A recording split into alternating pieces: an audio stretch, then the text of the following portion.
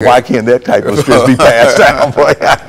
You say, just go there for 6 weeks, you come back, they all messed up. That's right, and we've been through it for life. That's right. They take an elephant, they take them out in the jungle, put them in a circus and keep them there. They wonder why they go crazy every once in a while, running on, and they think that we shouldn't have that. Okay, well, that's good. I'm gonna throw a little bit of that in there. That's excellent. Yeah, I appreciate that. Yeah, that's excellent. Sociology of race, that's excellent. I'm glad we did this. It makes sense.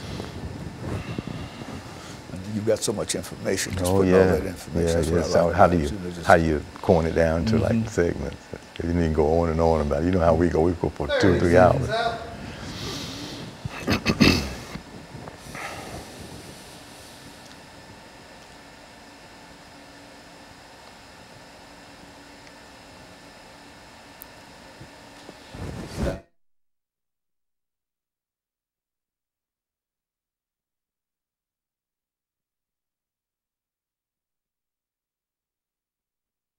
Thank you and welcome back to the final segment of the show for today.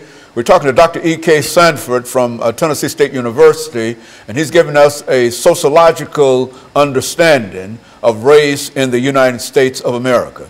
Doctor, during this last segment, let's see if we can further elaborate upon some of the things that you've already given us dealing with race in America, and give us any kind of example that you think might further sort of enhance our knowledge in reference to what we're doing here today. Okay, and as we said, race is a complex issue, so much so that sociologists look at overt and covert type of racism that exists within the society.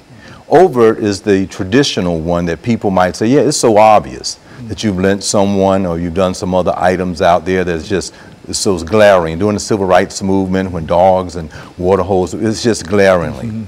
Covert is that type of a racism that when you go in and want to make a purchase, and the interest rates happens to be a lot more higher for one group of people than another group. That brings us into the conversation that when we really want to make an intervening inroads to racism in America, that we have to understand some of the basic key terms, and everyone has to understand them. For one, we have to understand dominant group and subordinate group. That given our country and its unfolding from 1619 to 2016, that there is a dominant culture within the social structure, within family, within economics, within medicine, within law, within the government, within mass media, communication, entertainment. All of those institutions that are here in America were defined by the dominant group.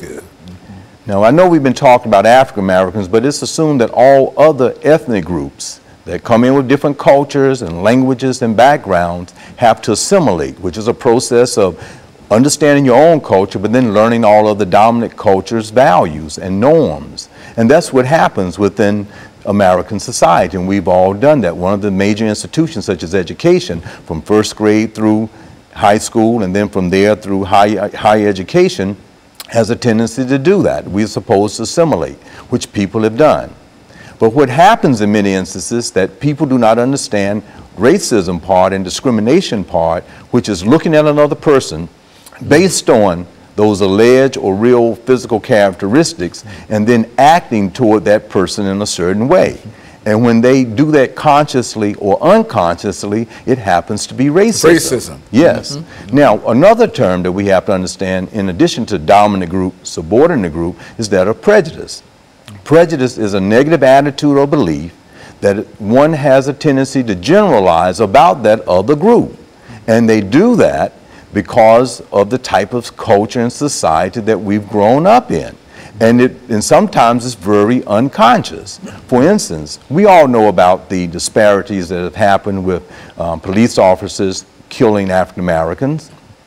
I bet if we had a conversation with that police officer, he would say, some of my best friends are African American, we play basketball together, we have cookouts together. And mean it too. Yeah, and mean it too. But they do not understand that this thing that we are talking about today is in the subconscious. So when they get there and feel empowered and see this other person, something that's been so ingrained has a tendency to come out at that particular point in time. That's why it's very important to understand how this is so ingrained in the American ethos, in the American culture, to the point that if we don't understand the terms, then we will not understand how it's so overgeneralized. And another one, I must say very quickly, is that of stereotypes. Yes. So since prejudice is a negative attitude or belief that's generalized about a particular group, a stereotype is the overgeneralization toward another group.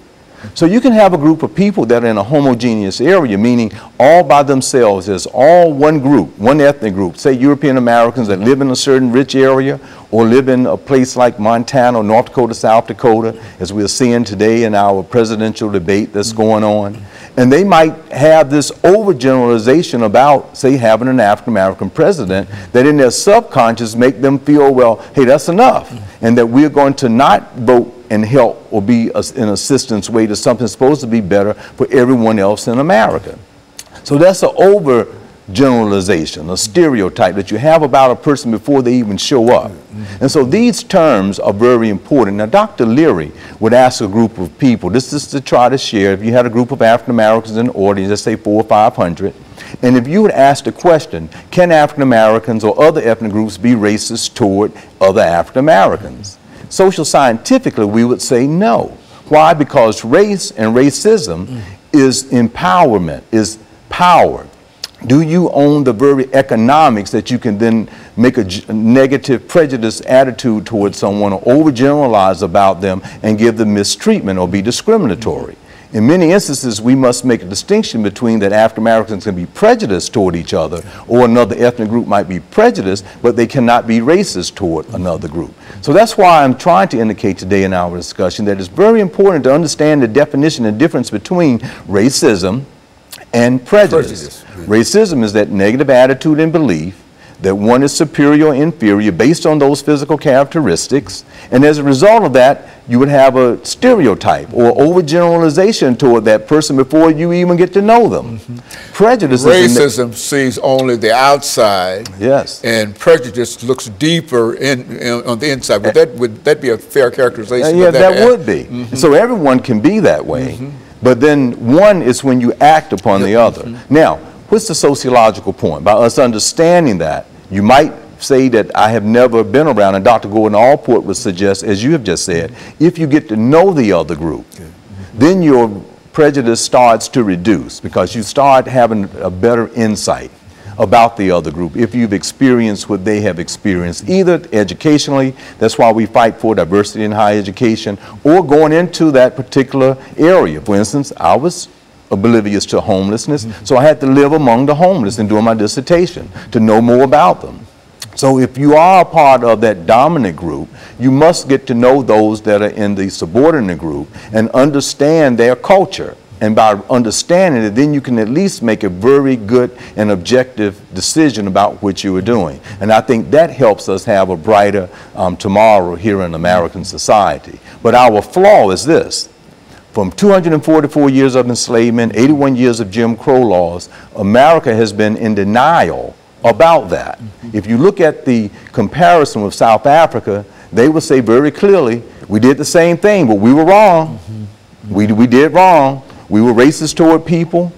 We discriminated against them. We want to apologize. We want to go out now and try to have a better democracy for everyone. And so you can see that they are much more advanced. Now, President William Clinton made an effort to have a national debate on race and racism, had excellent scholars, Dr. James Jones, Dr. Jack DeBidio, and many others who headed that up.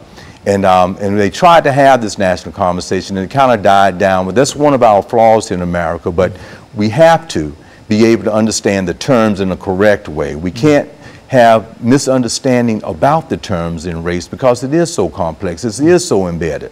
Now, when you move into the Generation X and the millennials, this is what we were talking about when we say about race, how it's socially constructed. And with so many changes that are positive, people have a false sense of reality that is not present. And therefore, with some of the fundamental things that people need to be concentrating on, even that particular group that's being racist toward don't even believe